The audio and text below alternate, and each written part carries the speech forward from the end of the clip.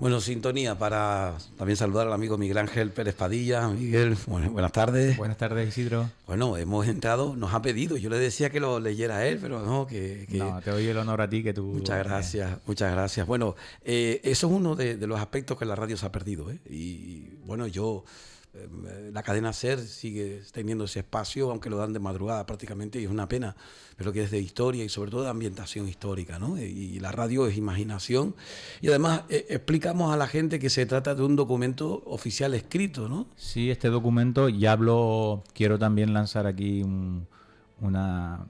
que David Álvarez ya habló de esto el día 9. Sí, aquí en el radio. Y así es como comienza la reseña del beneficiado de Ralejo Alto, Antonio Santiago Barrios, sí, describiendo todo lo sucedido y las desgracias sucedidas en el aluvión de 1826, de la noche del 7 al 8 de noviembre. Y así lo que tú has leído es cómo comienza esa reseña, ¿no? Muy impresionante lo que ocurrió. Pues yo agradecidísimo tanto a David como a ti, que nos han traído ese retraso de la historia, porque durante un tiempo pasó desapercibido. Yo recuerdo que fue Jesús Manuel quien uno de los primeros que lo sacó y lo publicó, y posteriormente han sido varios. Aparece hoy incluso hasta en la página de la EMET, Sí. como uno de los sucesos acaecidos en esa etapa histórica, pero estamos hablando de un antes y un después. Además ahí lo dice, ¿no? Claramente, ¿no? Como es un punto fijo a partir del cual, pues como que cambió la historia de por lo menos del norte de Tenerife, o de lo que él conoció aquí en el norte, de las desgracias que hubo, sí, ¿no? Que afectó a varias zonas de la isla, ¿no?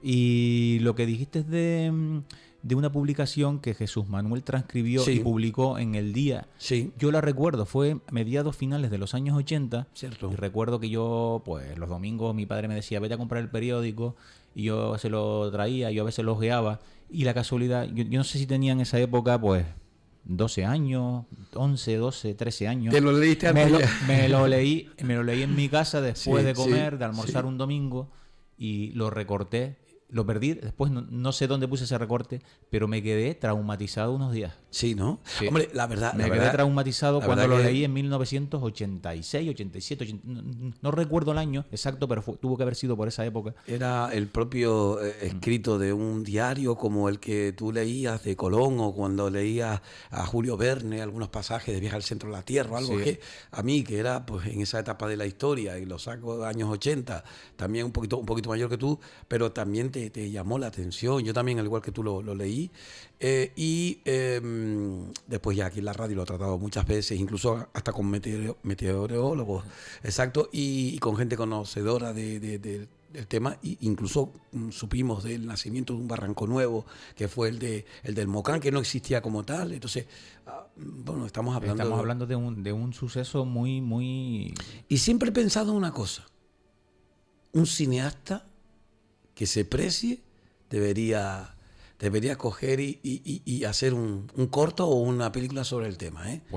Pues sí, no estaría mal, y ver el antes y el después y el durante. Yo tengo ya enseguida al que iba a hacer la... Sí. Bueno, Jesús Agomar González Guillama, por un lado, bueno, podría ser... Hace unos años atrás, sobre el 2013 también, 2014, no recuerdo bien, sí, más o menos, José Luis Hernández Pérez, creo que era miembro o es miembro de la Asociación Canaria de Meteorología, de aficionados. Sí.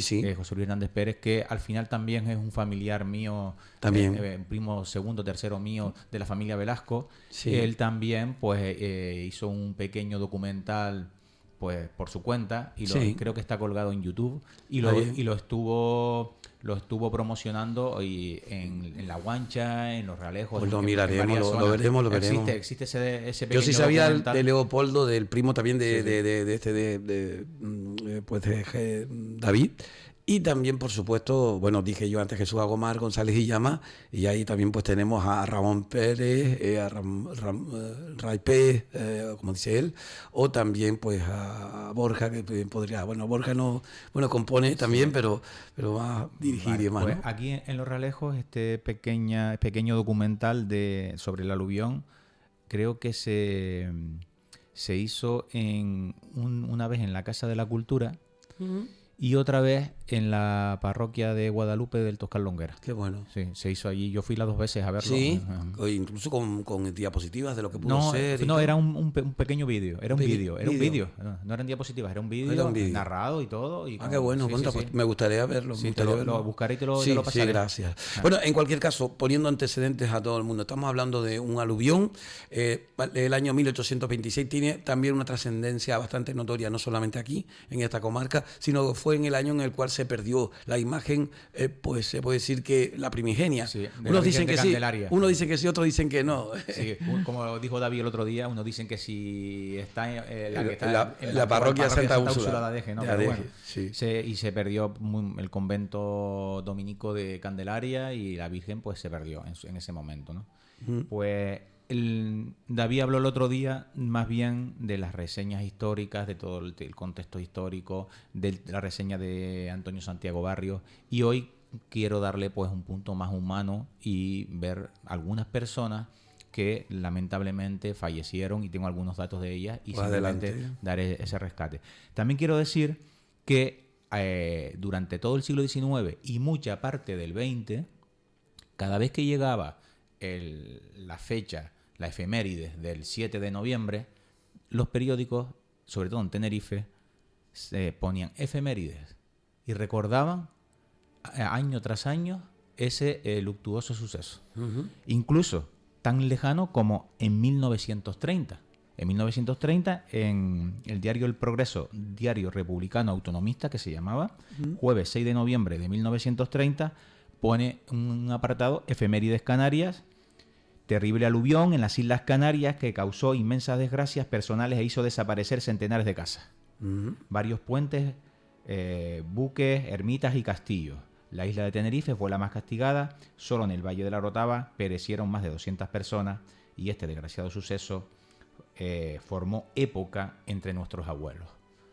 Afectó a la psicología colectiva y durante más de un siglo se estuvo recordando, y todavía yo creo que nuestros abuelos directos, que ya estaban alejados como 150 años del suceso, de oídas decían que hubo una tormenta grande alguna vez, y por tradición oral y por transmisión oral pues llegó hasta nuestras épocas también ese terrible suceso, ¿no? Tuvo que haber sido bastante fuerte, ¿no? Sí, claro. Y lo fue. Bueno, y además que habla acerca de una situación meteorológica muy diferente a la que vivimos hoy en día, aunque después también hay gente mayor que te dice, ¿no?, que esos son por ciclos. Es decir, hay varias, digamos, opiniones acerca del tema, de que estamos viviendo un ciclo de seca, que cuando termine vendrá uno de ciclones, de lluvias, de fuertes temporales, porque la gente mayor dice que siempre ha sucedido así, que sus padres se lo decían, que también ciclos de cuando venían bueno, ellos lo miraban, especialmente en esta época del año cuando llegaba la langosta, ¿no?, y cuando llegaba el cigarrón, ¿no? Sí.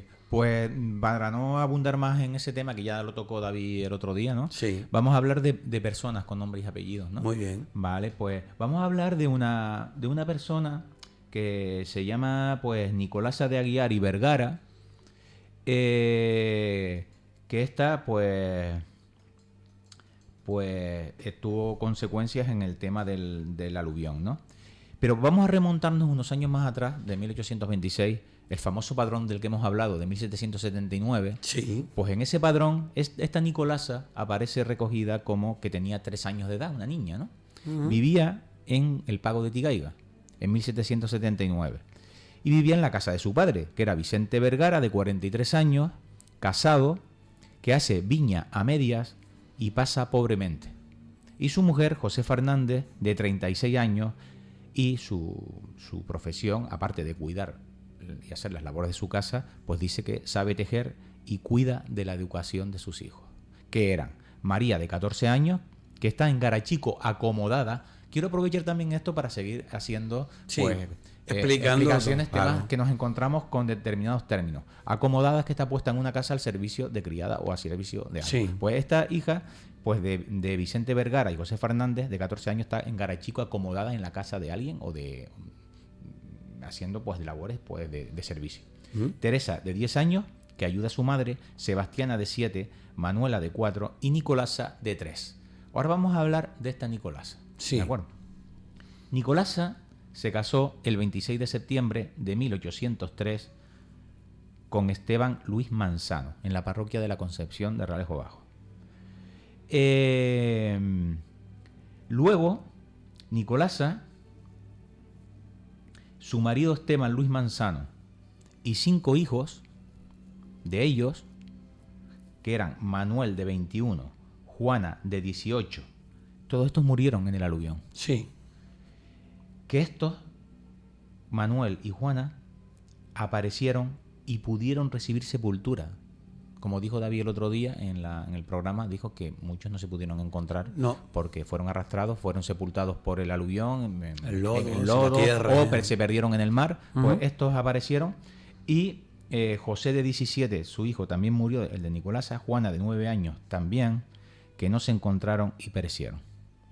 Porque, dice, porque los arrebató el barranco de este dicho pueblo en la noche anterior del espantoso aluvión del 7 de noviembre de 1826. Y esto es literal leído del libro quinto de entierros o de difuntos de la Concepción de Realejo Bajo, ¿no? ¿Sabes lo que pasa? Que uno, claro, te pones a pensar, el otro día David lo estaba diciendo y yo me estaba acordando de... Además tuve la ocasión de volverlo a releer para estar en ambiente, ¿no? Y cómo engorruñaditos, cerraditos allí esperando, y lamentablemente algunos no, que pensaban que estaban a salvaguarda porque le dijeron no salgan de sus casas, pero algunos perecieron. Mucha gente pereció por el tema del derrumbe de la propia casa. Sí, claro, y se la llevó. Bajo los escombros. Sí. Y después, pues si estaban cerca de un barranco o una riada, se los llevó. Claro, ¿vale? Y entre los golpes y ahogamientos. Sí, ahogamientos, exacto, fue muy fuerte. Con esta Nicolasa, ¿te das cuenta, no? Cómo encontramos, pues, dónde vivía en el Pago de Tigaiga cuando tenía 3 años y cómo fallecieron y sus hijos, algunos fueron enterrados y otros no. Luego tenemos a otra persona que se llama Marcos de Abreu, ya de la jurisdicción de Realejo de Arriba, que era hijo de José de Abreu y Rita Francisca de Acevedo, naturales de Icod de los Vinos y parroquianos del Realejo de Arriba, en Las Rosas. Las Rosas es la zona de Palo Blanco. Sí. Vale. Contrajo matrimonio el 2 de enero de 1804 con Juana Trujillo, hija de Mauricio Trujillo y de Cayetana Pérez Sanabria, naturales de este lugar en la Cruz Santa. Vale. Se casaron en 1804. Y después vemos que Marcos de Abreu, ya viudo de Juana Trujillo, fue enterrado el 3 de enero de 1852. O sea, 26 años después del aluvión, ¿no? A los 84 años más o menos.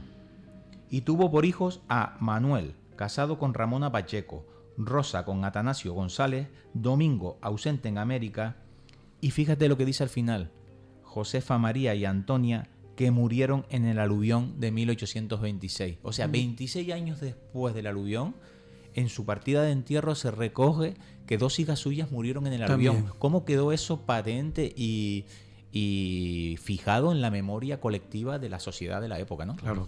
Además porque al final date cuenta, lo que decía también David el otro día, lo entiendo yo, el número de habitantes no era como el de hoy en día. Y se notaba bastante lo que es la pérdida. La proporción era increíble. En 1779, por ejemplo, habían 2.100 habitantes en Realejo Bajo, en todo lo que es la jurisdicción, y 2.600 en Realejo de Arriba. En 1826, pues unos pocos más. En total, en todos los realejos, lo que si unimos los dos realejos, pues podrían haber 5.500 habitantes, 6.000 como mucho en 1826. Y murió bastante gente. Sí, no, y entonces hay que recordar también cuando se dice en parte del texto, cuando llegan a la zona baja, sobre todo la zona del Burgado, donde hay una cruz que ustedes verán por debajo del Maritín, que precisamente recuerda, porque ahí en esa zona también hay enterramientos. Exacto. Y en todo lo que es Playa Jardín, que Playa Jardín pertenecía en esa época al Realejo de Arriba. Es el Iga, lo que era Iga. Las dehesas, y después Iga, hacia arriba era todo Iga. Cierto. Entonces, tenemos a otra persona que se llama Francisco López Ñáñez o Náñez, lo aparece así. Un testamento. Testó el 25 de julio de 1840, o sea, pues muchos años después del aluvión, ¿no? Sí. Ante el escribano de los Realejos, Miguel Quintín de la Guardia. Dice que es natural de la villa de la Orotava y vecino del Realejo de Arriba. Hijo de José López Náñez y de María Candelaria Casañas y Romero, difuntos. Quiere que se le dé sepultura en el cementerio de la iglesia de Santiago Apóstol. Ya había cementerio. Sí. Te lo pone en el testamento, dice en el cementerio, no dentro de la iglesia, sino en el cementerio de la iglesia de Santiago Apóstol.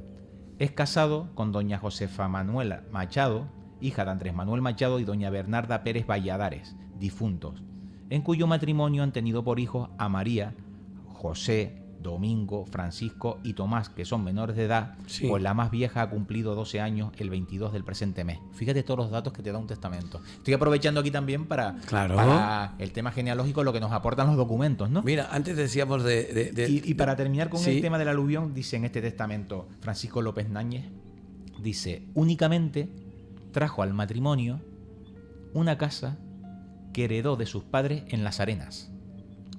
En Las Arenas. Y se la llevó el aluvión del año de 1826, que no solo estamos hablando de pérdidas humanas, sino de muchas pérdidas materiales, de muchas casas, de muchas puentes, de muchos castillos, de muchos fuertes, de mucha tierra fértil que lavó los terrenos. Aquí y se quedaron sin... nos llamó la atención sobre todo en la zona del puente, ya que acabas de decir el puente, pero el puente aquí Los Realejos, que arrasó con todos los cultivos de viña que habían y todo lo que eran las pequeñas propiedades, bueno, pues desaparecieron. Todas las propiedades cercanas a los barrancos desaparecieron completamente. Bueno, si escuchan ustedes un rumor y eso, que no son efectos, es que cuando estamos grabando este apartado con el amigo Miguel Ángel, hay rally y entonces el sonido, pero oye, en cierta manera el sonido hasta no, porque es que una de las cosas que nos pone en ambiente, sí, pero llama la atención cuando explica eso en el documento, Santiago, del sonido de las nubes, te impresiona el hombre, ¿no? Sí, y de los tipos de rayos que habían. Exacto. Que decían que se iluminaba el cielo y tardaba como tiempo en que la luz se fuera. Y yo he leído en temas algo de meteorología que se llaman rayos globulares. Y se suelen dar en tormentas tipo huracanes o tipo tormentas tropicales y se llaman globulares. Están mucho tiempo encendidas en la atmósfera, ¿no? Sí, bueno, tremendo. Pues podría ser ese tipo de... Sí. Pues, como dijo en el testamento, únicamente trajo al matrimonio una casa que heredó de sus padres en Las Arenas y se la llevó el aluvión del año de 1826. Y también trajo al matrimonio, aprovechando que estamos hablando de genealogía, también trajo al matrimonio las legítimas que compró en La Habana a sus hermanos don Matías, don Domingo y don Antonio López Náñez. Quiere decir que él tenía relaciones con América, estuvo en La Habana y sus 3 hermanos estaban allá y él también le compró allá en La Habana las legítimas que le correspondían a ellos por herencia de sus padres y las compró y las aportó al matrimonio. Fíjate todo lo que da de sí un testamento para esto, ¿no? Y por tener otra curiosidad genealógica o de su vida, dice que durante su matrimonio realizó varias compras de terreno. Y también son gananciales en el matrimonio la casa de alto y bajo con su cocina que fabricó en este pago de la dehesa. De la dehesa. O sea que las dehesas eran, todo lo que es las dehesas hacia abajo, todo eso era Realejo Alto, ¿no? Pues dice, los muebles que existen dentro de casa pertenecen a su mujer, por herencia de sus padres o suegros de él, ¿no? Menos el cofre forrado en cuero encarnado que el otorgante trajo de La Habana. O sea, te da ya idea de que él tenía relaciones con La Habana. Igual que antes, que le compró a sus hermanos allá la legítima de sus padres, ¿no? Todo lo que no puede dar de sí un testamento para componer la biografía de una persona. No siempre tenemos la suerte de que las personas hayan testado, depende de lo que hayan tenido o no. Pero cuando encontramos este tipo de documentos, pues podemos enriquecer la biografía de todas estas personas que vivieron aquí hace siglos y que son, pues, en el fondo, parte de nuestra identidad histórica, ¿no? Sí, bueno, nosotros estamos haciendo, sabes que hemos vuelto con don Enrique Montalvo Laera a retomar el proyecto de El hombre y sus edades, lo que es la máquina del tiempo. Y estamos viajando en la máquina del tiempo con el asesoramiento de Juan Diego del Pino, y es una versión obviamente literaria, radiofónica, que es muy interesante. Estuvimos en un montón de sitios, incluso hasta el desembarco en Normandía o en las guerras, digamos, pues púnicas. Bueno, hemos hecho muchas cosas, ¿no? Sí. Pues mira, un día podríamos ahora ambientarlo también porque es que desde el punto de vista periodístico hay un momento determinado donde Santiago Barrios habla acerca de cómo lo vienen a buscar a la parroquia, a contarle lo sucedido, y le dicen, bueno, pues vamos, y dice, no, pero es que no puede pasar ni siquiera con una bestia. No, tiene que ser. No importa, se remanga él y va con una hastia, saltando con la pértiga, los barrancos. Los barrancos, todavía corriendo agua. Sí. Entonces nos llamó mucho la atención y claro, estabas tú hablando y yo me estaba acordando de eso por esto, escucha. Ajá. Que ya ahí eran unas aguas más calmas. Claro. Y si seguimos con el testamento y ya que nos hemos alejado un poco del aluvión. Sí. Fíjense qué dato más interesante nos da este testamento también. Dice que Francisco López Náñez está nombrado prioste de la fiesta de la exaltación de la Santa Cruz en esta parroquia de Santiago Apóstol. Ajá. Para el próximo año de 1841. Era el prioste de las fiestas de la Cruz de Santiago Apóstol. Uh-huh. Quiere que si falleciere, su mujer entregue al venerable beneficiado don Domingo González Chávez 30 pesos corrientes para que con ellos se haga la función de la fiesta. Pues no puede excederse a más por lo atrasada que se halla su casa en la actualidad. Otro término, atrasada que se halla su casa. Pobre, empobrecida. Entonces solo puedo dar 30 reales. Sí. Vale, entonces otro término que interesante, que también aporta mucho para la lingüística, que yo no soy experto en lengua ni en lingüística, pero que hay muchos términos que son muy interesantes de cómo se expresaba en la época, se expresaba en la semántica, el léxico. Exacto, el léxico en esa etapa de la historia, desde el punto de vista semántico, es fundamental porque incluso nos da hasta una visión del lenguaje que es diferente al que se hablaba en la península, ya no solamente por las palabras propiamente dichas, sino por el uso y el significado que le daban. Claro. Para que la gente lo entienda de una forma sencilla, nosotros llamamos porrón aquí a lo que allá llaman botijo. Exacto. Pues en cierta manera las palabras sucedía lo mismo. Una palabra dicha de una manera aquí en Canarias tenía una expresión un poco diferente a la que estaba establecida como tal en pues la península, y en el castellano, la lengua oficial, la lengua española, pues tiene pues digamos un significado que está fijo. Sí. Y aquí lo que se hace es una interpretación un poco diferente y sobre todo matizado por la condición propia de las Islas Canarias. Es un tema muy apasionante desde el punto de vista filológico. Sí. Y acabas de decir en la península, ¿no? Hay que decir que la palabra península yo no la veo hacia atrás, veo España. Cuando vas a la península voy a España. Claro. Desde Canarias, ¿no? Desde los documentos que yo he estudiado aquí, de siglos de 19 para atrás, creo que no me he encontrado nunca la palabra península, no lo recuerdo. Pero España un montón. Sí. Está en España. Lo cual ahonda en el concepto de que en cierta manera, a pesar de que haya gente que hoy en día no lo crea o crea que sí, nosotros éramos una colonia de periferia. No, el concepto que tenemos hoy de comunidad autónoma no lo teníamos en aquella época. Yo sé que considerarlo, igual sucedía con otros lugares como Ceuta, Melilla y demás, pero yo lo que quiero decir que sin entrar en términos políticos, la lejanía de lo que era el reino, lógicamente te hacía ser y referirte como España. Exacto, y como la distancia, como diciendo, esto es Canarias, aquello España. Claro. Si la gente no tenía ese concepto que tenemos hoy en día. No, y no es la gente en general abstracto. Es en los documentos de los escribanos, en los documentos de los beneficiados de las parroquias cuando anotaban determinadas... Pues eran de España, del Reino de Galicia, por ejemplo. Exacto. Que me he encontrado cosas de ese tipo. Correcto. Pero en cualquier caso hay que recordar la vivencia y sobre todo el estatus que tenía el pueblo canario en esa etapa de la historia, que era, pues digamos, no solamente desde el punto de vista analfabeto o ágrafo, sino era algo más. Es decir, era un pueblo que vivía en su pueblo. No conocía más que esto, no había contacto entre islas, salvo gente que tenía bastante posibilidad de irse fuera, hasta que alguno se fue y cogió el barco y se fue. Y sin embargo, pues parece que no había contacto, pero sí lo había.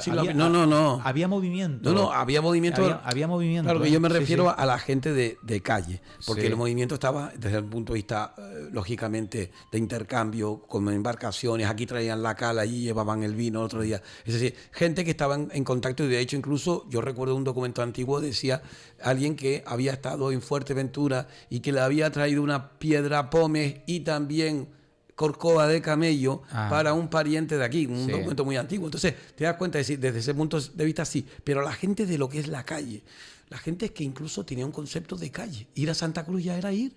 Imagínate tú, ir a la capital era como la capital de Madrid. Es decir, no tenía este conocimiento, no lo puedes ver con la visión de hoy en día. De hoy, que vamos a Santa Cruz a trabajar. Sí, y que coges el avión para irte a Madrid porque hay un acto en Madrid. No, como yo esta semana que tuve que ir por el trabajo a La Palma, a La Palma y volver el mismo día. Claro, no, es otro concepto. Sí. De hecho, incluso hay documentos donde se habla, ¿no?, que fuimos a mercar unos, no sé qué, cuando iban al mercado de África, Santa Cruz, estamos hablando del siglo XX, que aquello era, como tú te digo, era lo máximo. Ir a Candelaria. Ir a Candelaria es salir por la mañana y llegar por la noche. Sí.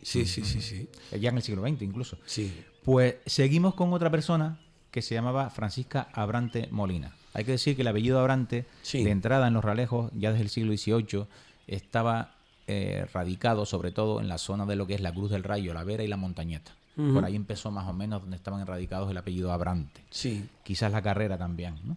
O el Jardín.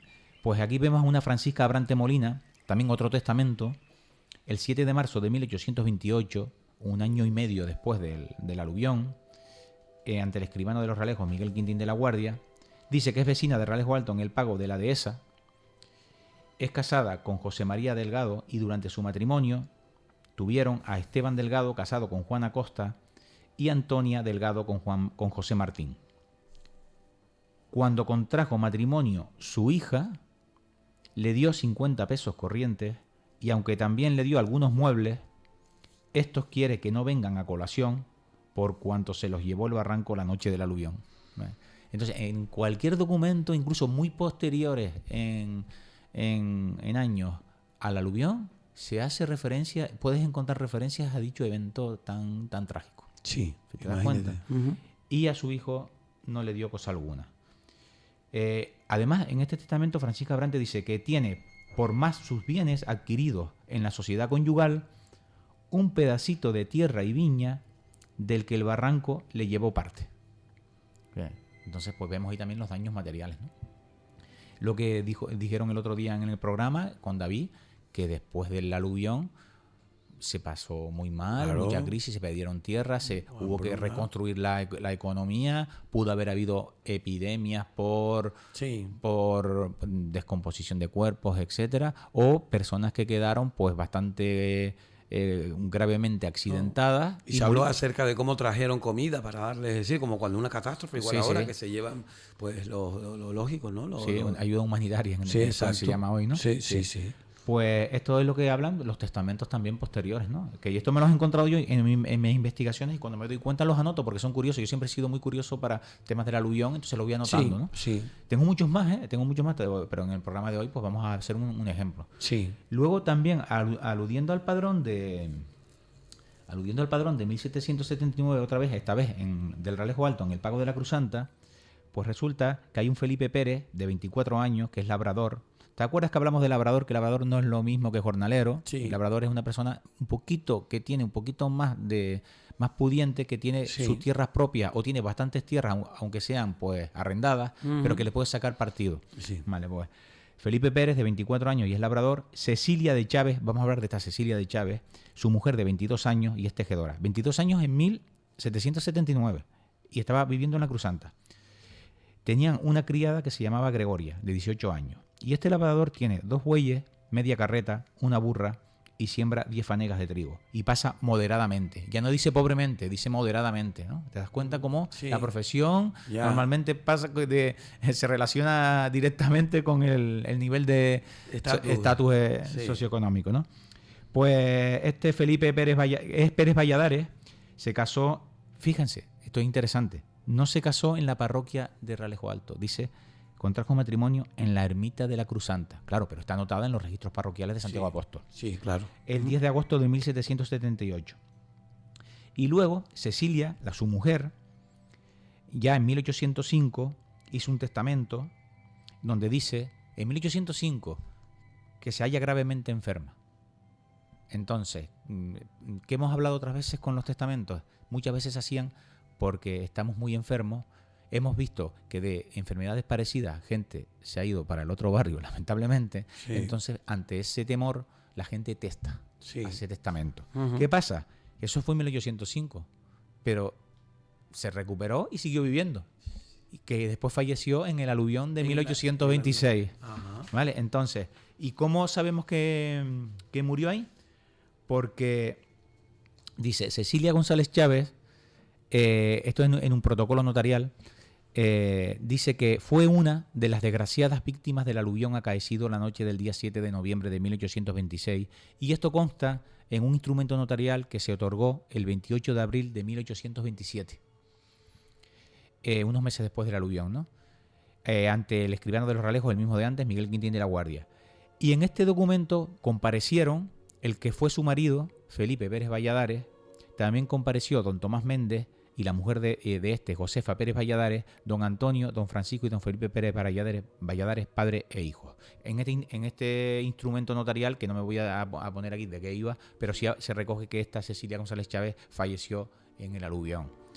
Además, luego, el marido de Cecilia se casó el 13 de agosto de 1827. Menos de un año después se casa en segundas nupcias con Rita González Corvo. También se casan en la parroquia de Santiago Apóstol de Realejo Alto. Y fíjense, en otro documento notarial ante el mismo escribano, dice: Felipe Pérez Valladares, el viudo de Cecilia, dotó a la que iba a ser su mujer, su segunda mujer, Rita González Corvo, para casarse con ella, por escritura que pasó el 30 de julio de 1827 ante Miguel Quintín de la Guardia.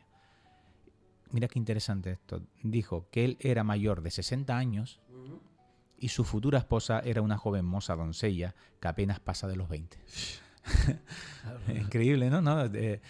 Nombro esto también para seguir con el tema genealógico y las curiosidades que nos vamos encontrando. Y le dota en la 10ª parte de todos sus bienes, señalándole en arras la cantidad de 507 pesos corrientes, que cabalmente son la 10ª parte de todos los bienes, caudal y efectos que de presente goza. Vale, muy interesante. Sí, claro. Esto, y como indirectamente podemos encontrar referencias al aluvión. Vale, pues... y encontré también una reseña en una publicación de un tal don José Desiré Dugur, que es Apuntes para la historia de Santa Cruz de Tenerife desde su fundación hasta nuestros tiempos, 1875. Y con esto pues terminamos este recorrido. Y dice: durante el invierno de aquel mismo año de 1826 ocurrió en la isla de Tenerife un terrible aluvión que hizo muy notables destrozos. Los barrancos arrastraron hacia el mar muchos terrenos pendientes y causaron las aguas graves accidentes en casi toda la isla. Hubo grandes averías en los buques fondeados en los surgideros y particularmente en el puerto de la Cruz, donde una fragata mercante francesa, impulsada por el turbión, fue a encallar en la playa de las Carnicerías, salvando todos los escollos y estrellándose sobre el tejado de aquellos edificios. El mar invadió la plaza del Charco y varias calles, causando muchos daños en diversos lugares, particularmente en el barrio de La Ranilla y otros puntos. Y esto es 1875. Pues claro, pues estamos hablando de una historia que afortunadamente está pues recogida en ese trabajo y a través del mismo, fíjense usted todo lo que puede emanar, ¿no? Y más cosas que seguramente... Que quedan por salir todavía, o por investigar o porque no se ha descubierto. Hay cosas que a uno les gustaría...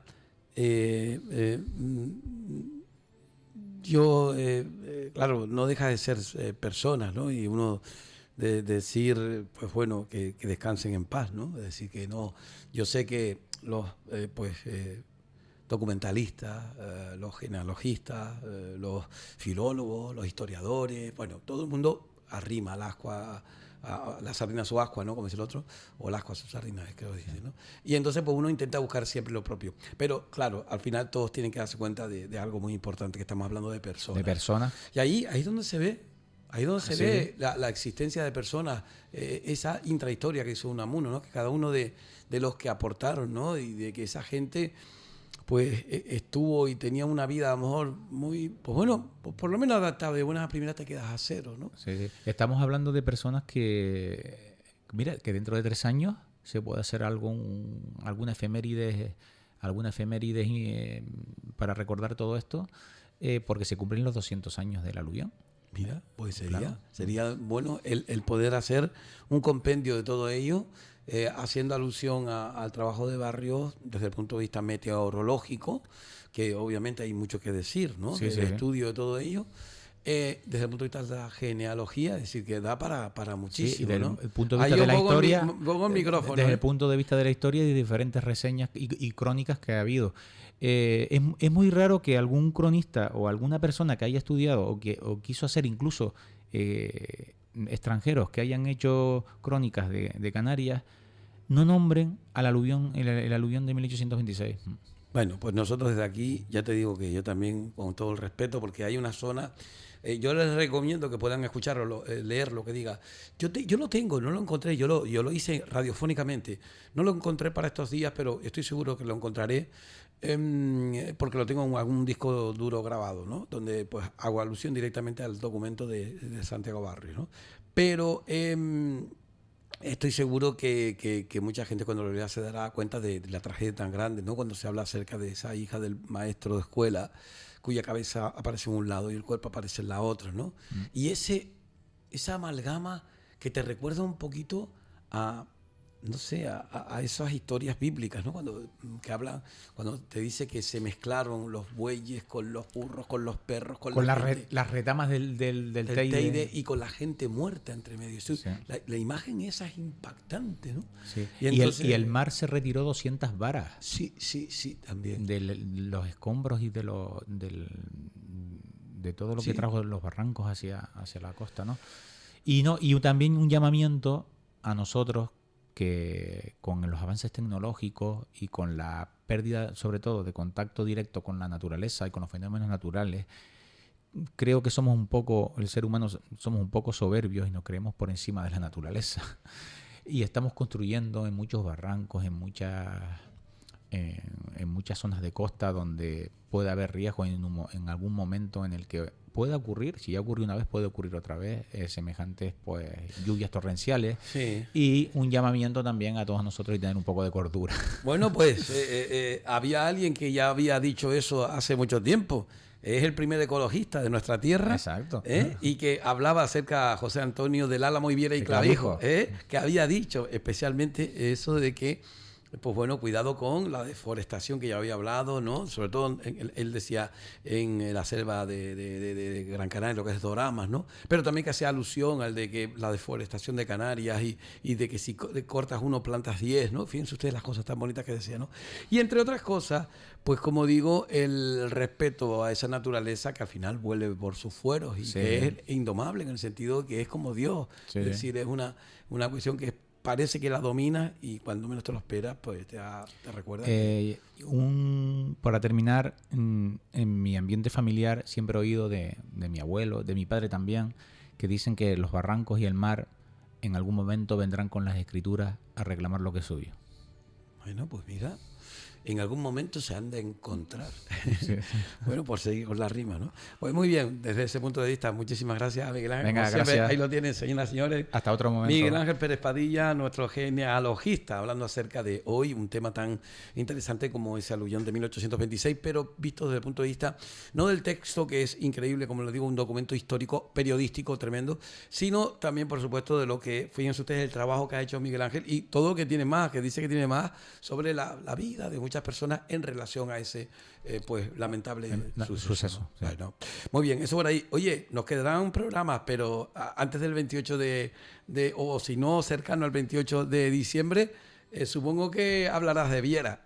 Bueno, se intentará. Bueno, sí. Pues bueno, intentaremos como eso y no, incluso, pues no solamente el tema de Viera, sino me llama la atención tú que, claro, que hablas tanto de la zona donde vivió Viera, donde nació Viera, porque hoy en día todo el mundo, no, que si la calle esta, la calle la otra, el vecino que vivía allí, el vecino que vivía allá, y hay muchas cosas en esas datas que aparecen ya recogidas, ¿no? Entonces, te llama la atención cómo hay topónimos, por ejemplo, topónimos. Sí, son topónimos. Sí, topónimos, nombres de calles. Exacto, y sobre todo, sin más que nada, es nomenclatura municipal, ¿no? Donde Pino, el Paseo del Pino, o el pasaje del Pino que diga, o incluso por qué cae el agua, además y tal, que muchas veces vienen dadas por cosas de ese tipo y que aparecen también. Así que es bueno, interesante ver esa zona del municipio. Por ejemplo, en 1779... Mire que Clavijo no estaba aquí, nació en 1731, pero en 1779 en el padrón de habitantes que hizo la Real Sociedad Económica de Amigos del País, pues especifica identifica a un pago concreto, una calle concreta como Calle del Agua, y nombra a todos sus vecinos. Podríamos hacer un resumen de cómo era la Calle del Agua donde nació Villaclavijo en 1779. Sí, y que de ahí, pues como digo, muchas más cosas que es de los cultivos que tenían, de los profesionales o artesanos que tenían. Claro, bueno, hay muchas cosas ahí. Las profesiones de esa calle, la incluso más algún suceso o algo, siempre aparece algo. Sí, ahí, siempre aparece. Siempre. Muy bien, pues muchas gracias, caballero. Venga, un saludo. Saludo a todos. Igualmente. Bueno, recuerden el apartado de genealogía con Miguel Ángel Pérez Padilla.